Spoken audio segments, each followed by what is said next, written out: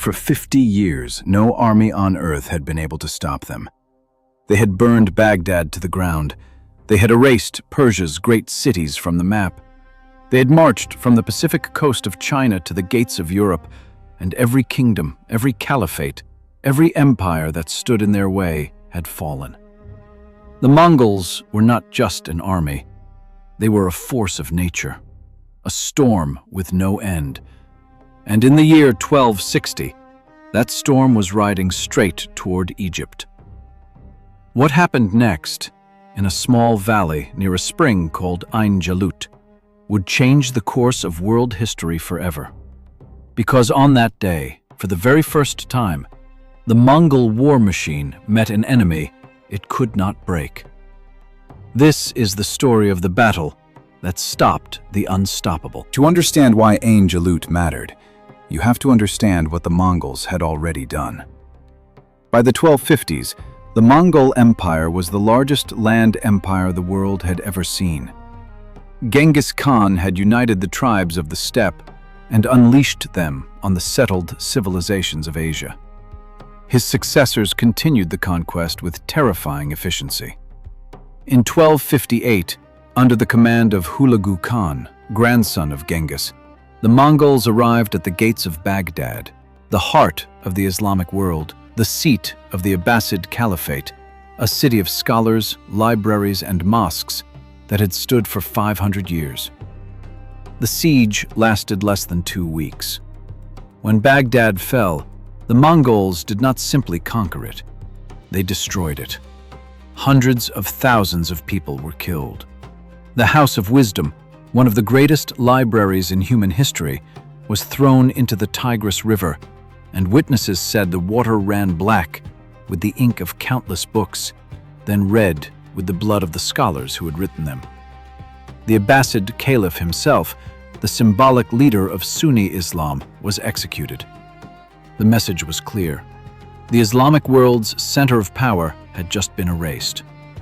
Hulagu's army did not stop there. They moved into Syria. City after city surrendered or was destroyed. Aleppo fell. Damascus fell. The road to Egypt, to Cairo, to the heart of the Mamluk Sultanate now lay wide open. And the Mongols had never lost a major battle against a Muslim army.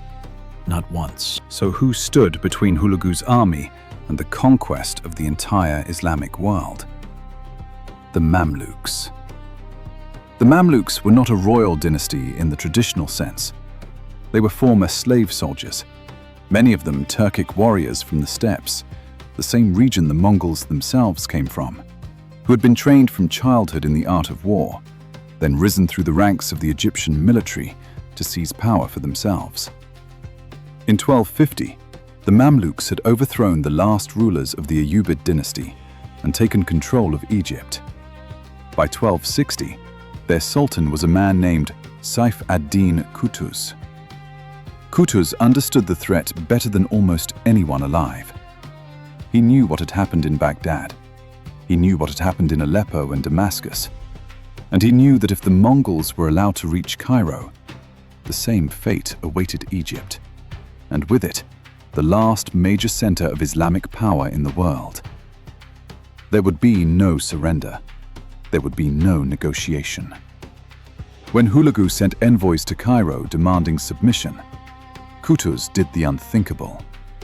He had the Mongol ambassadors executed and their heads displayed on the gates of the city. This was not just defiance. It was a declaration of war against an empire that had never been defeated. Here is where history turned on a single event, hundreds of miles away. In 1259, the great Khan of the Mongol Empire, Mongke Khan, died in China. Under Mongol succession customs, this triggered a crisis. Every senior Mongol prince needed to return home to take part in choosing the next great Khan. Hulagu was a senior prince. He had no choice but to withdraw the bulk of his army from Syria and head back east, leaving only a smaller force, estimated at around 20,000 men, under the command of a general named Kitbuka, to hold the conquered territories and continue the advance into Egypt if possible. This was the opening the Mamluks needed. The full Mongol war machine, the one that had crushed Baghdad, was no longer in Syria. What remained was still a formidable, battle-hardened force, but it was not the overwhelming horde that had erased empires. For the first time, the numbers were closer to even. Qutuz made his decision. Rather than wait in Cairo for the Mongols to come to him, he would march out and meet them. In the summer of 1260, the Mamluk army left Cairo and marched into Palestine. Alongside Qutuz rode one of the most important figures in this entire story, a general named Baybars. Baybars was a brilliant, ruthless commander, and his scouting parties had already clashed with Mongol forces in earlier skirmishes, giving the Mamluks valuable intelligence on how the Mongols fought. The two armies were converging on a place called Ain Jalut, the Spring of Goliath, a valley in the region of Galilee in what is now northern Palestine. According to local legend, this was the very ground where the biblical David had once faced Goliath. Now, centuries later, it would host another battle between a smaller force and what seemed like an unbeatable giant. Kitbuka, confident in Mongol superiority, advanced to meet the Mamluk army head-on. He had every reason for that confidence. The Mongols had never lost to a Muslim army in open battle. Why would this be any different? He was about to find out. On September 3rd, 1260, the two armies faced each other across the valley of Ain Jalut. Qutuz and Baybars had prepared a plan built on deep knowledge of how the Mongols fought. The Mongol army's greatest strength was its mobility. Fast, lightly armored horse archers who would harass an enemy, feign retreat to draw them out of formation, and then encircle and destroy them once they broke ranks. This tactic had worked against dozens of armies across Asia and Europe. The Mamluks decided to use the Mongols' own tactic against them. Baybars led a smaller detachment forward to engage the Mongol vanguard, then deliberately pulled back, retreating into the valley as if his forces were breaking under pressure. Kitbuka took the bait. Believing the Mamluk army was collapsing, he ordered a full Mongol charge, driving deep into the valley in pursuit of what he thought was a fleeing enemy. It was a trap. The moment the Mongol cavalry committed to the valley, Qutuz revealed the rest of the Mamluk army, which had been concealed in the hills surrounding the battlefield. From higher ground, Mamluk forces poured down on the Mongol flanks from multiple directions. For the first time, the Mongols were the ones being surrounded. The battle that followed was brutal and chaotic. The Mongols, elite and disciplined even in a desperate position, fought back hard. At one point, their counterattack pushed the Mamluk center back so severely that it looked as though the entire battle might collapse. This is the moment when Sultan Qutuz made the decision that would define the rest of his life. According to several historical accounts, Qutuz tore off his helmet so his men could see his face and rode into the heart of the battle himself, shouting the rallying cry, "Wa Islama!" "O my Islam!" calling on every soldier to remember exactly what they were fighting for and exactly what would happen to their homes, their families, and their faith if they failed. It worked. The Mamluk lines held. Then they pushed forward. Kitbuka, seeing his forces being overwhelmed, refused to retreat. Some accounts say he believed reinforcements were still possible. Others say he simply chose to die fighting rather than report a defeat to Hulagu.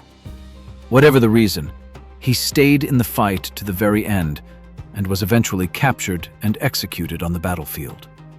Without their commander, the remaining Mongol forces broke. What had begun as a battle became a rout. For the first time in living memory, a Mongol army had been decisively defeated on an open battlefield by a Muslim force. The significance of Ain Jalut cannot be overstated. This was not just a single military defeat. It shattered the myth of Mongol invincibility that had terrified the entire world for 2 generations. Every kingdom, from China to Eastern Europe, had operated under the assumption that the Mongols simply could not be stopped in open battle. Ain Jalut proved that assumption wrong. Egypt was saved. The Mamluk Sultanate would go on to rule for over 2.5 centuries, eventually pushing the Crusader states out of the Levant entirely and becoming the dominant power in the region.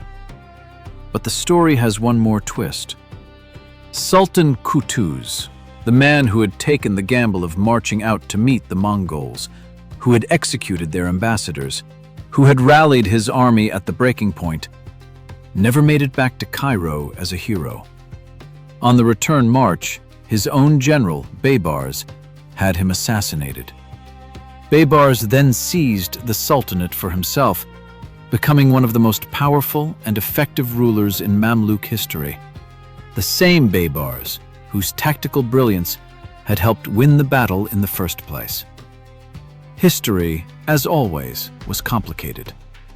The man who saved the Islamic world from the Mongols was murdered by the very ally who fought beside him to do it. Ain Jalut is remembered today as one of the most consequential battles in world history. Not because of the size of the armies involved, but because of what it proved. It proved that the Mongol Empire had limits, that its momentum could be broken, that courage, terrain, and tactics could overcome what seemed like an unstoppable force. Had the Mamluks lost that day, the Mongols would likely have swept through Egypt and North Africa, potentially altering the entire future of the Islamic world and the Mediterranean. Instead, a battle fought near a small spring in Palestine by an army of former slave soldiers against the most feared military force on the planet became the moment history turned.